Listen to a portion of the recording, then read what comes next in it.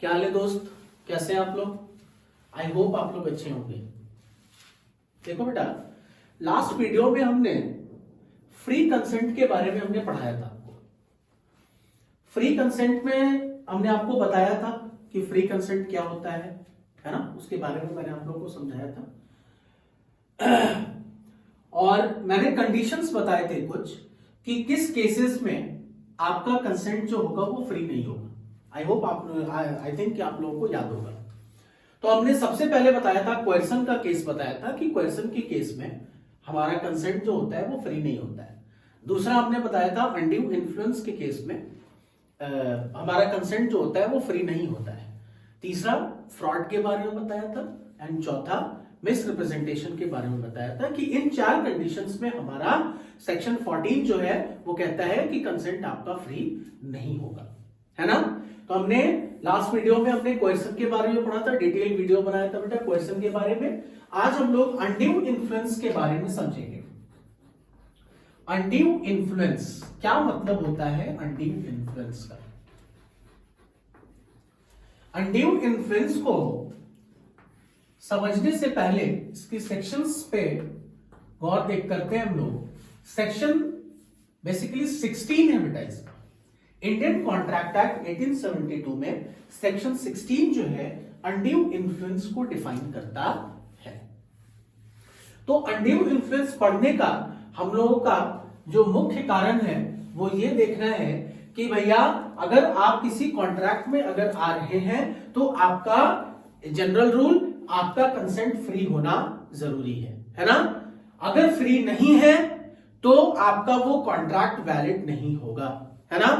तो किस कंडीशन में नहीं होगा, तो उसका दूसरा ही कंडीशन है अनड्यू इन्फ्लुएंस, है ना। अनड्यू इन्फ्लुएंस का मतलब क्या होता है समझना बेटा। मान लो एग्जांपल से समझो, कोई एक पार्टी है ए और बी, सॉरी कोई दो पार्टी है ए और बी, है ना। एक पार्टी बेटा, एक पार्टी जो है वो मतलब अगर हम लोग लेमैन की भाषा से समझे तो कह सकते हो कि एक पार्टी बहुत मजबूत है ना, और दूसरा पार्टी क्या है, बहुत कमजोर इंसान है वो, है ना। तो जब एक पार्टी मजबूत होगा और दूसरी पार्टी जब कमजोर होगी तो ये इंसान का नेचर है कि मजबूत इंसान कमजोर इंसान को क्या करता है, दबाता है। आई बात समझ में। कहने का मेरे मतलब यह है कि मजबूत जो इंसान है वो अपने इन्फ्लुएंस से क्या करेगा, दूसरे जो कमजोर इंसान है उसको वो क्या करेगा, दबाना चाहेगा वो, है ना। तो वो दबाएगा, तो वो किस लिए दबाएगा सर, वो इसलिए दबाएगा कि वो एक पार्टी का क्या कर सके, अनफेयर एडवांटेज ले सके। क्या ले सके, अनफेयर एडवांटेज, है ना।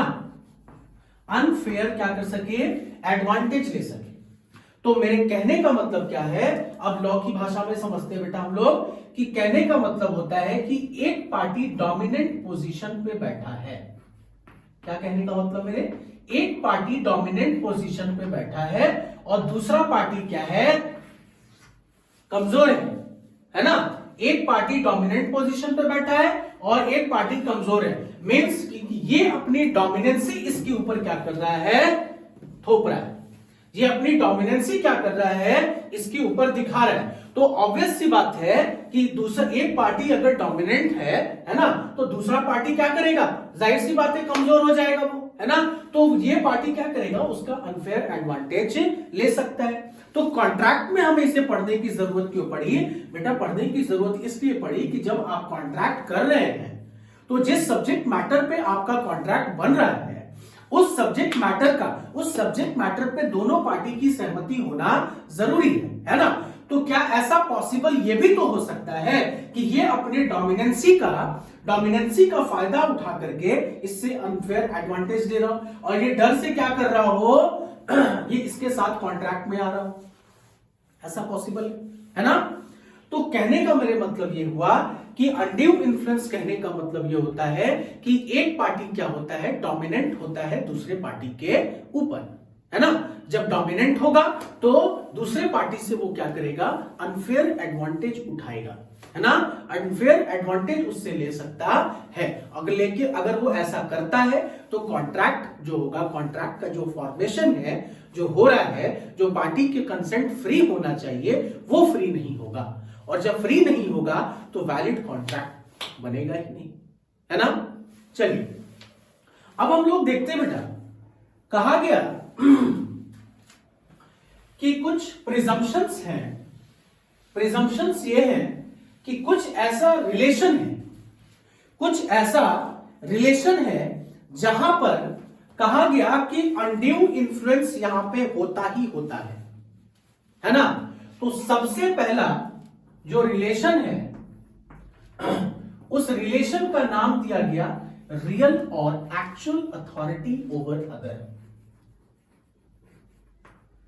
Actual authority over other. क्या कहा गया, रियल और एक्चुअल अथॉरिटी ओवर अदर, सबके बारे में डिटेल पढ़ेंगे बेटा। दूसरा कहा गया फिड्यूशियरी रिलेशनशिप। क्या कहा गया, फिड्यूशियरी रिलेशनशिप। फिड्यूशियरी रिलेशनशिप क्या है सर, ये दोनों में क्या बोलता है सर ये, देखो बेटा, रियल और actual authority over the other, fiduciary relationship. तो ये प्रिजम्पशंस है कि इन दो रिलेशंस में आपका अनड्यू इन्फ्लुएंस क्या होता है ही होता है। सर वो क्या है, देखो बेटा, अगर मैं पॉइंट नंबर 1 की अगर आपसे बात करूं, रियल और एक्चुअल अथॉरिटी ओवर, तो यहां पे बहुत ही सटीक एग्जांपल बेटा किसी भी मास्टर और सर्वेंट का होता है। Master and servant,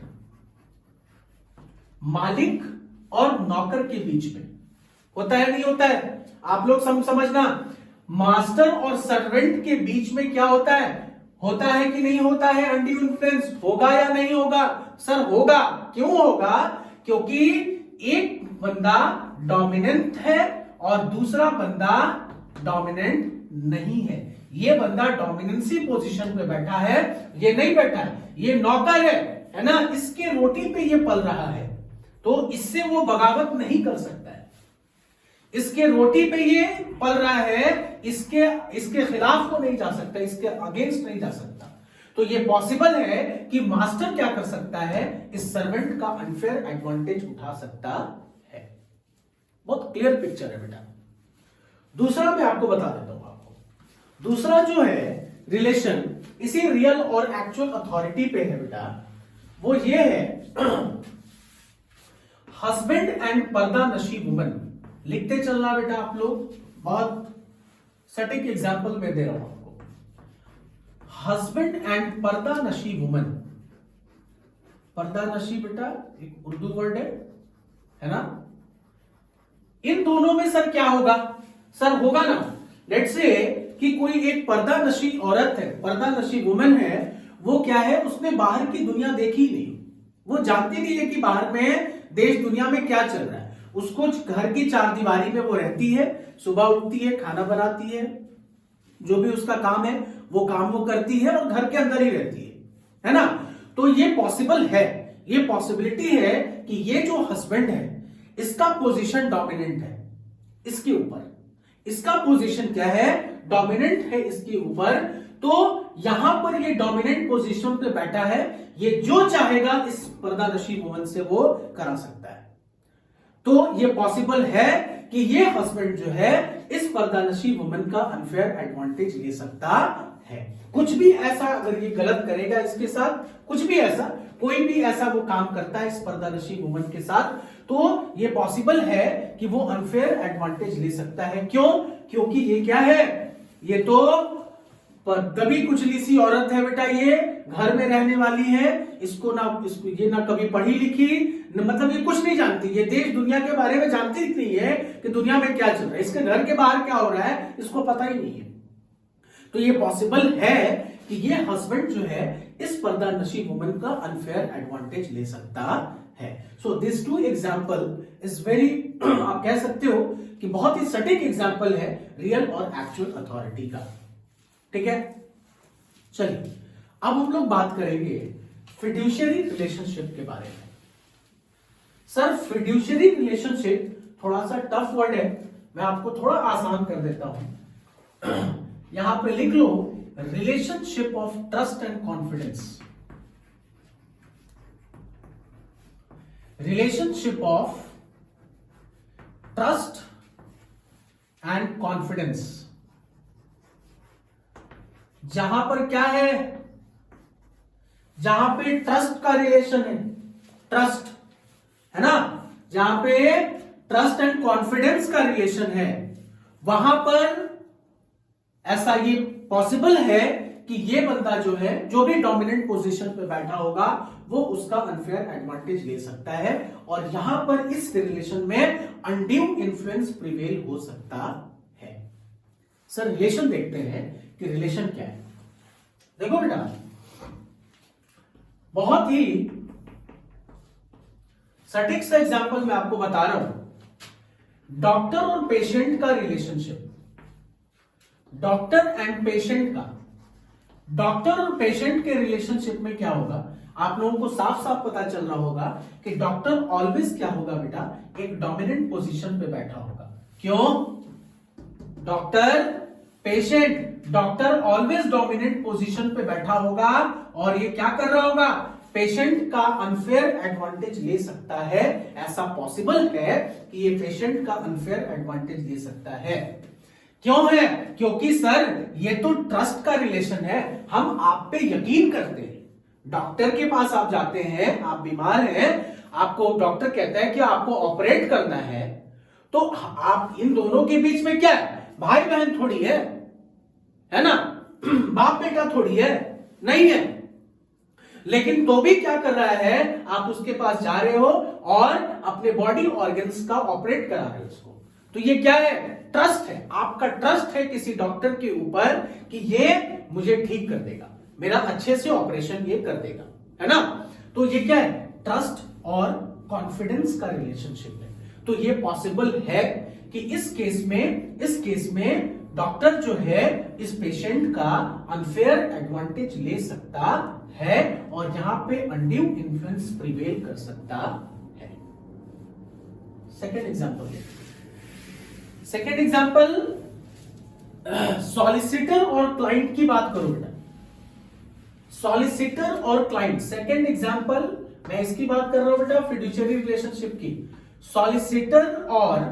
solicitor and client, है ना। कोई बंदा क्या करता है, मर्डर कर देता है किसी का, कोई ऐसा क्रिमिनल एक्टिविटी कर दिया, है ना, आपने क्या किया, किसी एडवोकेट को हायर किया। तो यहां पे क्या है, इसके साथ ट्रस्ट है, ट्रस्ट, इस क्लाइंट का ट्रस्ट बना हुआ है इस एडवोकेट के ऊपर कि ये क्या करेगा, मुझे बचा देगा, है ना, मुझे लेट्स से जेल जाने से बचा देगा, मुझे फांसी लगने से बचा देगा, कुछ भी कर सकता है ये। तो ये क्या है, ट्रस्ट है। तो ये पॉसिबल है कि ये जो एडवोकेट सॉलिसिटर है अपने क्लाइंट का अनफेयर एडवांटेज उठा सकता है, ले सकता है, एंड अनड्यू इन्फ्लुएंस प्रिवेल होने का चांसेस यहां पर है। तीसरा एग्जांपल समझो। तीसरा एग्जांपल बहुत ही इंटरेस्टिंग एग्जांपल है बाबू, आप लोगों को पता होगा ये एग्जांपल। जब मैं एग्जांपल आपको रिलेशन बताऊंगा आपको पता होगा इसके बारे में, और मुझे बहुत ज्यादा बताने की जरूरत नहीं पड़ेगी। स्पिरिचुअल गुरु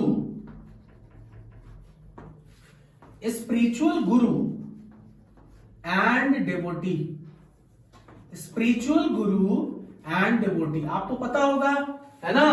आजकल जो भी आपको पता होगा बेटा, बोलने की जरूरत नहीं है, बहुत सारे बाबा लोग हैं बेटा दुनिया में जो क्या करते हैं, अपने डिवोटी का गलत फायदा उठाते हैं। ये भक्त है बेटा, है ना, ये भक्त है इस स्पिरिचुअल गुरु का, यहां पर ट्रस्ट है इस डिवोटी का, इस भक्त का, इस गुरु के ऊपर क्या है, इसका ट्रस्ट है कि ये बाबा जो करेगा वो अच्छा ही करेगा, है ना, ये बाबा पे ऊपर मेरा क्या है, ट्रस्ट है।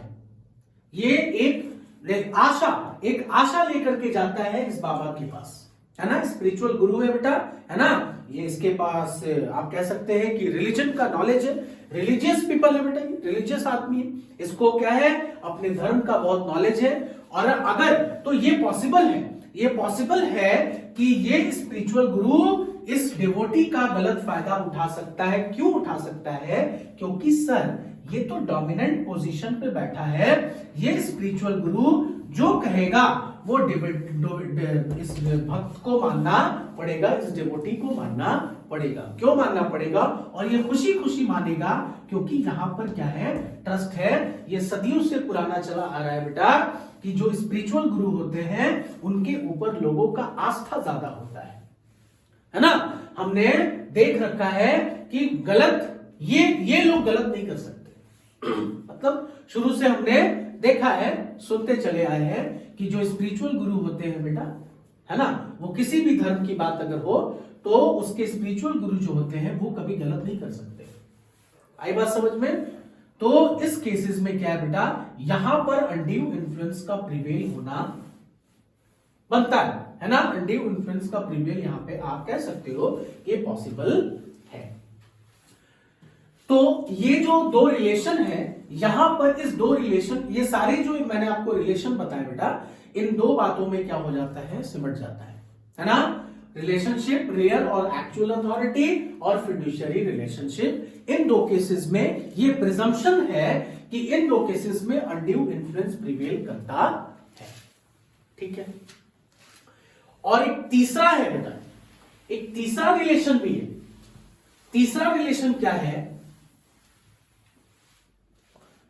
कि एग्जाम्पल से समझो, क्या है कि मान लो कि ए और बी, है ना, ए जो है लेट से आप कह सकते हो कि 90 इयर्स के हैं, 90 साल के बूढ़े कोई व्यक्ति हैं, और बी जो है ये उनका केयर टेकर है। कौन है? केयर टेकर है। मान लो बेटा बी जो है क्या है, केयर टेकर है। ये 90 साल का आदमी, तो 90 साल का आदमी है तो मतलब ये पॉसिबल है कि इसका अपना कुछ होशो हवास नहीं होगा, है ना, सोचने की शक्ति कम हो गई होगी, सुनने की शक्ति कम हो गई होगी, है ना, आंख से कम दिखाई देने लगा होगा, क्योंकि 90 इयर्स तो काफी ओल्ड एज में होता है बेटा, लोग होते हैं ओल्ड एज के लोग होते हैं, है ना। और बी क्या है, केयर टेकर है। ए जो है इसके ऊपर अंधा विश्वास करता है बी के ऊपर कि ये मेरा देखभाल करता है, ये गलत नहीं करेगा मेरे साथ, ये मेरे साथ गलत नहीं करेगा। ये बात तो सही है कि नहीं करेगा, लेकिन 1% ये भी पॉसिबल है कि ये जो केयर टेकर है, ये केयर टेकर इस 90 इयर्स ओल्ड बाबा का क्या कर सकता है, अनफेयर एडवांटेज उठा सकता है। लेट्स से कि ये 90 इयर्स के बाबा बेटा, इनके लेट्स से इनके बच्चे हैं, लेकिन दोनों क्या है, आउट ऑफ इंडिया रहते हैं। ये केयर टेकर है इनका, ये बंदा जो है ये केयर टेकर इनका टेक केयर करता है, ऐसा पॉसिबल है। और इनके पास बहुत सारी प्रॉपर्टी है, ये भी पॉसिबल है कि ये केयर टेकर इनकी प्रॉपर्टी को अपने नाम क्या कर सकता है, लिखवा सकता है, या कुछ भी कर सकता है ना, कुछ फाइनेंशियली फ्रॉड भी कर सकता है।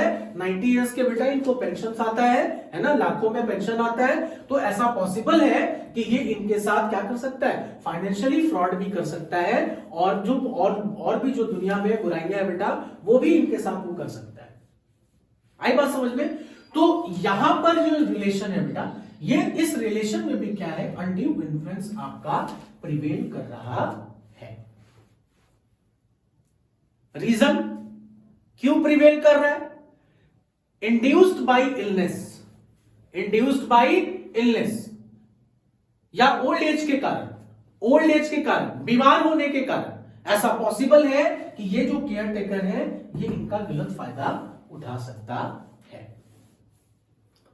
लास्ट चीज मैं आपको समझा दूं कि ये बातें तो सब कुछ ठीक है, इन रिलेशन में अनड्यू इन्फ्लुएंस तो प्रिवेल करेगा, लेकिन अगर अनड्यू इन्फ्लुएंस अगर सच में अगर डिटेक्ट हो गया, अनड्यू इन्फ्लुएंस अगर सच में डिटेक्ट अगर हो गया, लेट्स से कि दो पार्टी आपस में मिलकर के कॉन्ट्रैक्ट कर रहे हैं, है ना, लेकिन एक पार्टी का कंसेंट फ्री नहीं है just due to undue influence, है ना, वो जाकर के मामला जब अगर कोर्ट में पहुंच गया, तो जब कोर्ट में पहुंचेगा तो बर्डन ऑफ प्रूफ भी किसके ऊपर होगा? बर्डन ऑफ प्रूफ भी किसके ऊपर होगा दोस्त? बर्डन ऑफ प्रूफ भी किसके ऊपर होगा? जाहिर सी बात है कि जो डोमिनेंट पोजीशन पे बैठा होगा उसके ऊपर बर्डन ऑफ प्रूफ होगा। जो डोमिनेंट पोजीशन पे बैठा है बाबू मेरे, उसी के ऊपर बर्डन ऑफ प्रूफ होगा। कोर्ट पूछेगी, बताइए आप अनड्यू इन्फ्लुएंस इस केस में प्रिवेल कर रहा है, आप डोमिनेंट पोजीशन पे बैठे हैं, मैंने आपको एग्जांपल्स दिया है ना, आप डोमिनेंट पोजीशन पे बैठे हैं तो आपको ही बताना पड़ेगा कि आपने क्या गलत किया है। अपने आप को सही साबित कीजिए, आप ये सही साबित कीजिए कि हमारा इस कॉन्ट्रैक्ट के अंदर, इस रिलेशनशिप में किसी भी तरीके का अनड्यू इन्फ्लुएंस नहीं हुआ है हुजूर।